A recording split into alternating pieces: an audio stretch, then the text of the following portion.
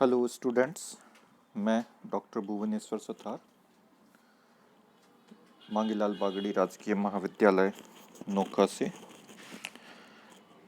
हम अध्ययन करेंगे ऑप्टिक्स, प्रकाशिकी का। प्रकाशिकी भौतिकी की वह शाखा है जिसमें प्रकाश और उसके गुणों और प्रकृति का अध्ययन किया जाता है। प्रकाशिकी को मुख्य रूप से दो भागों में बांटा जाता है। पहला है ज्यामितीय भौतिकी ज्यामितीय प्रकाशिकी, ज्योमेट्रिकल ऑप्टिक्स, और दूसरा है भौतिक प्रकाशिकी, फिजिकल ऑप्टिक्स।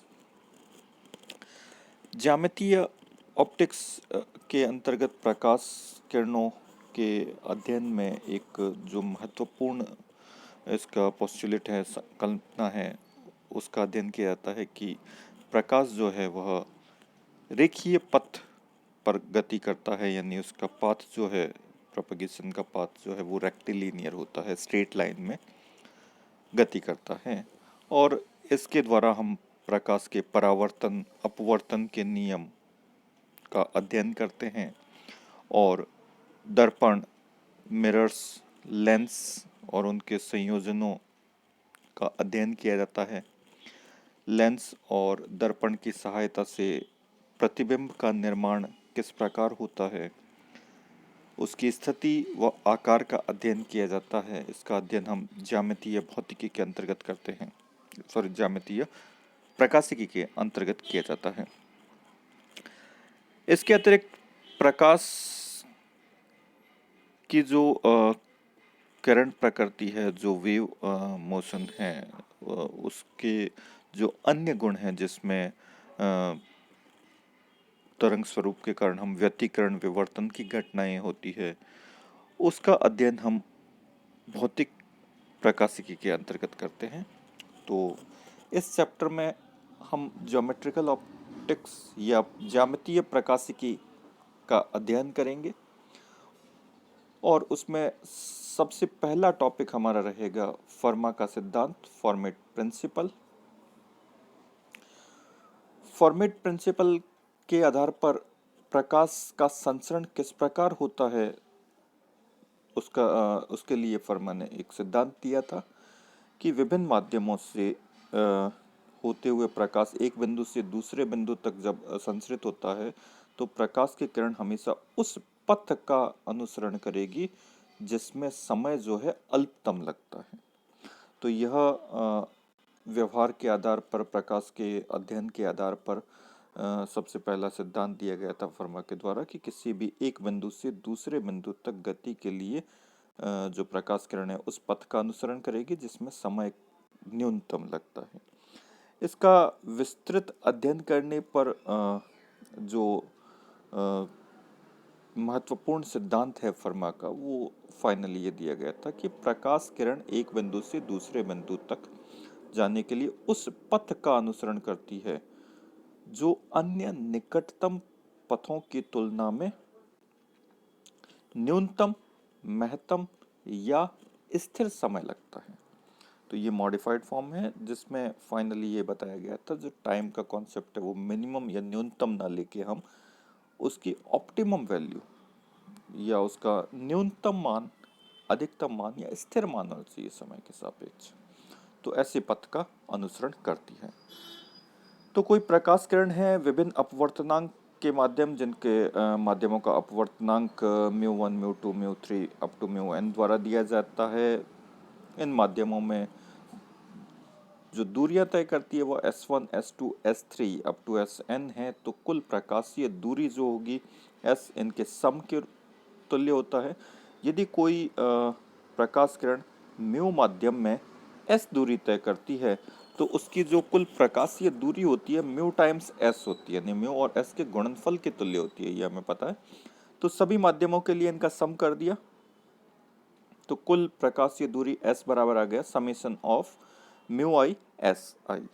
आई का मान जितने माध्यम हैं उनके लिए, उन सभी के लिए योग कर दिया हमने।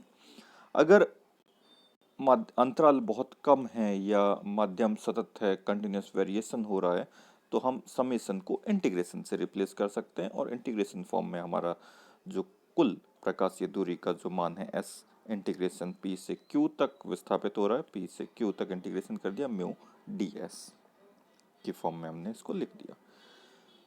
जो किसी समांगी समदैशिक माध्यमों में, समांगी माध्यम जिसमें जो अपवर्तनांक है माध्यम का या जो माध्यम की डेंसिटी है वो हर एक बिंदु पर समान है, ठीक है ना, स्थिति पर निर्भर यदि नहीं होती है तो ऐसे माध्यम को समांगी माध्यम कहते हैं। समदैशिक का मतलब हर दिशा में, हर डायरेक्शन में, यदि मान लो आप लेफ्ट साइड में जा मूव कर रहे हैं या राइट साइड में मूव कर रहे हैं, ऊपर की तरफ मूव कर रहे हैं, नीचे की तरफ मूव कर रहे हैं माध्यम में, तो किसी भी दिशा में यदि माध्यम की प्रॉपर्टी में, गुण में कोई परिवर्तन नहीं हो रहा तो ऐसा माध्यम समदैशिक माध्यम कहलाता है।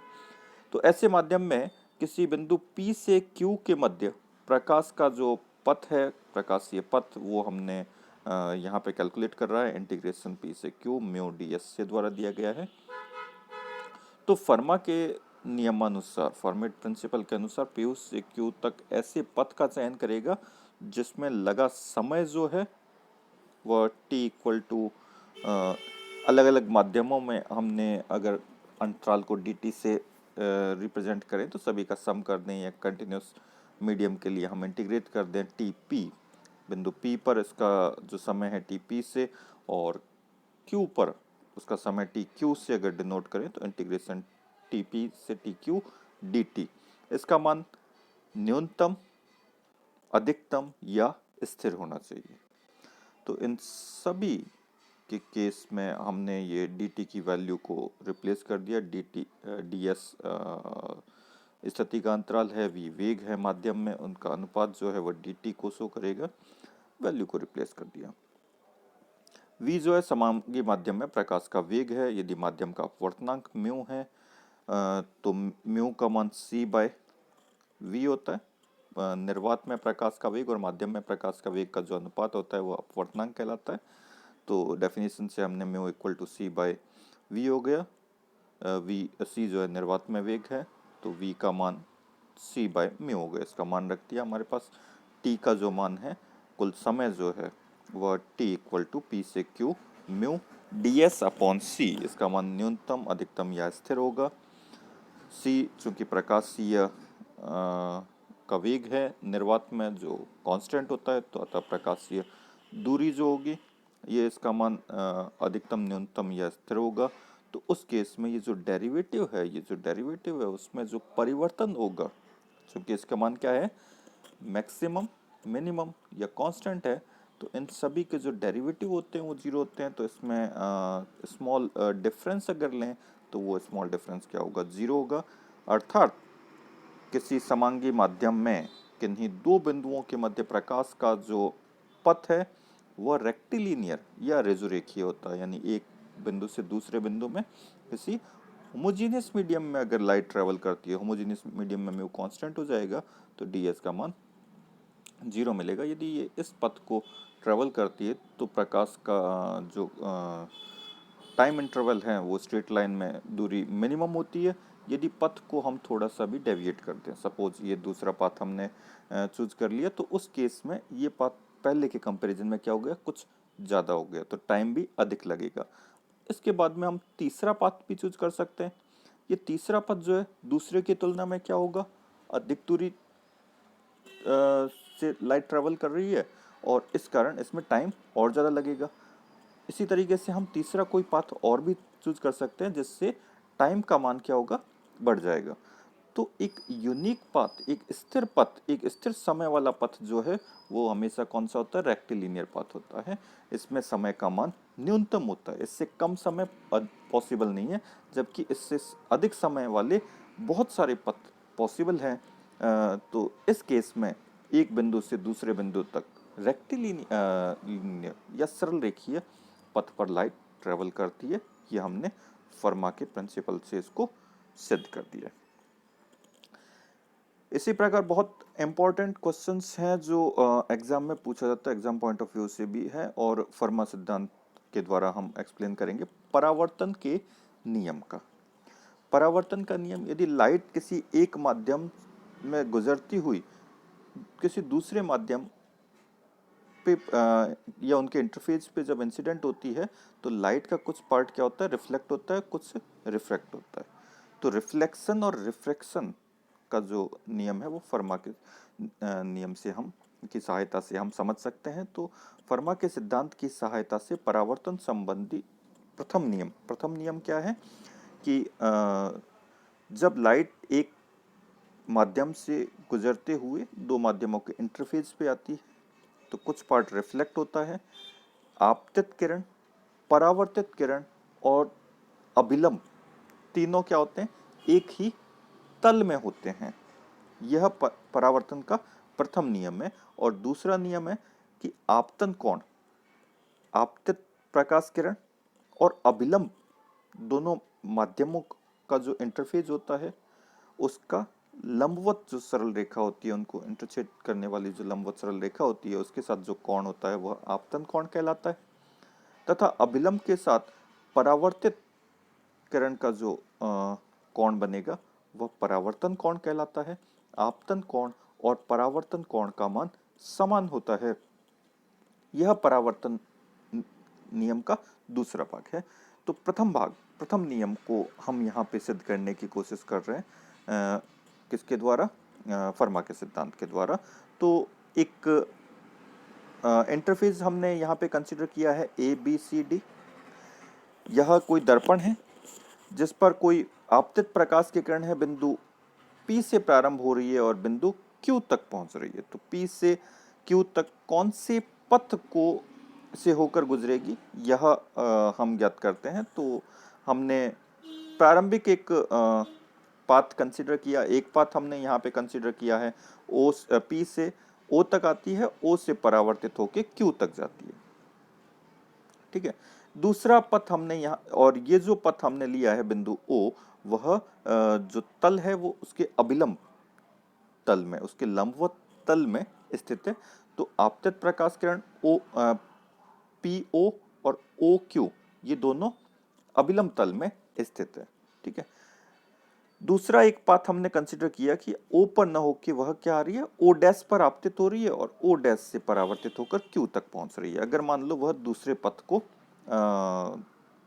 फॉलो करे तो वह क्या होगा, तो हमारे पास में दो आपतित किरणें मिल रही है, P से O तक और P से O डैश तक। P से O डैश का मान जो है वह OP की तुलना में ज़्यादा है।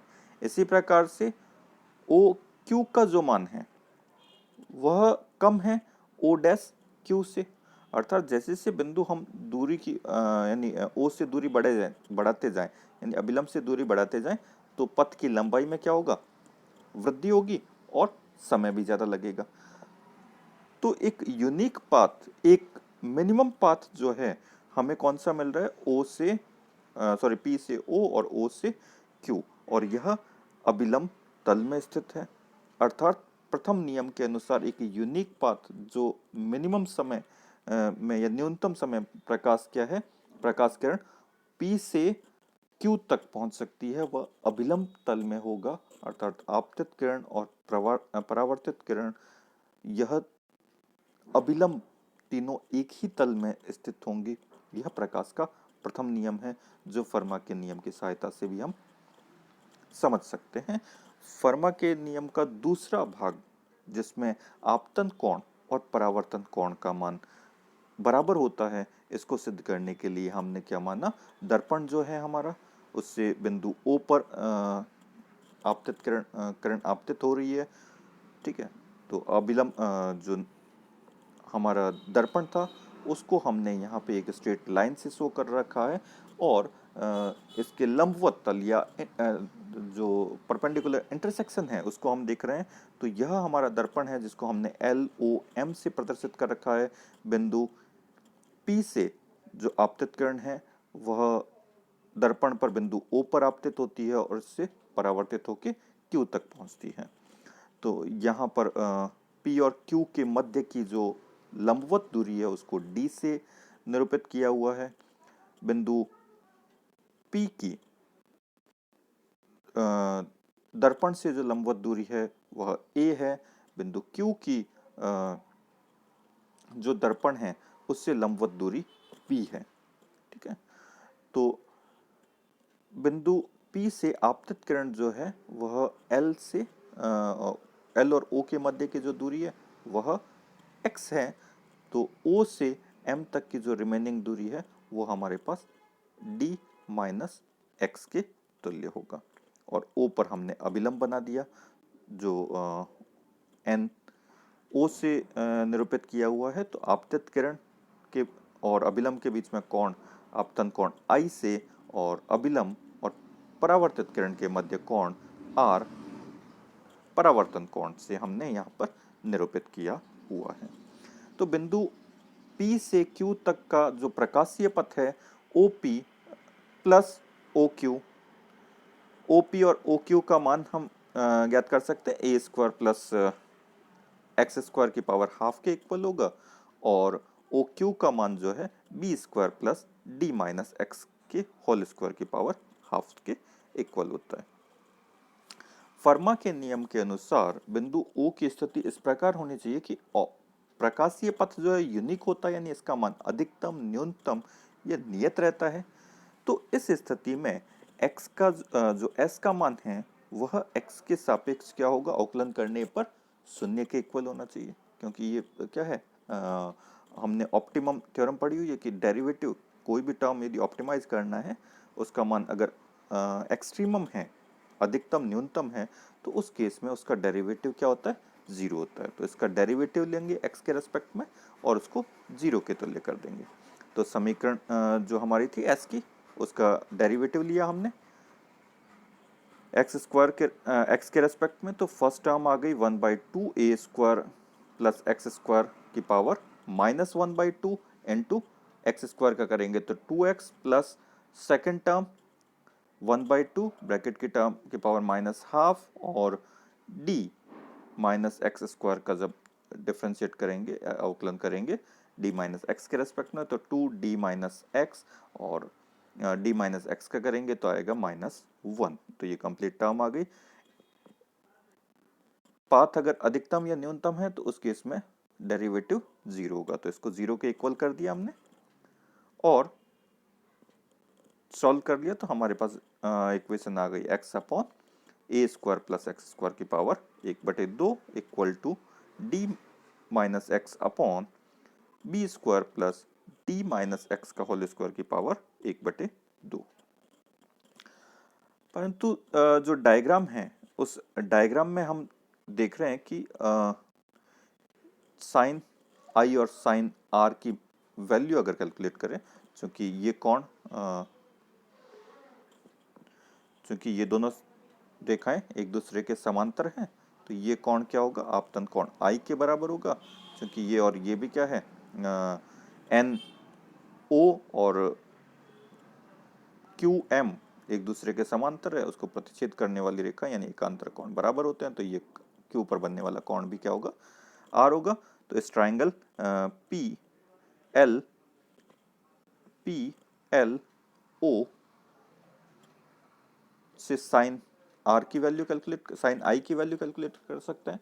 साइन का मान क्या हो गया, लंब बटे कर्ण होता है। लंब हमारे पास है x और कर्ण हमारे पास कर्ण हमारे पास में हो गया पी ओ, जिसका मान हमने a square plus x square के फॉर्म में लिया हुआ। तो ये हमारे पास साइन आई की वैल्यू आ गई। इसी प्रकार साइन आर की वैल्यू आ गई। तो हमारे पास लेफ्ट हैंड साइड जो है वो साइन आई, राइट हैंड साइड जो है वो साइन आर के इक्वल है। तो हमारे पास एक रिलेशन आ गया sine I equal to sine R. इससे हमारे पास रिजल्ट आएगा आई इक्वल टू आर, अर्थात आपतन कोण और परावर्तन कोण एक दूसरे के तुल्य होते हैं। यह परावर्तन का द्वितीय नियम है। तो इस प्रकार हमने देखा फर्मा के सिद्धांत की सहायता से हम परावर्तन के प्रथम और द्वितीय नियम की पुष्टि कर सकते हैं। धन्यवाद, थैंक यू।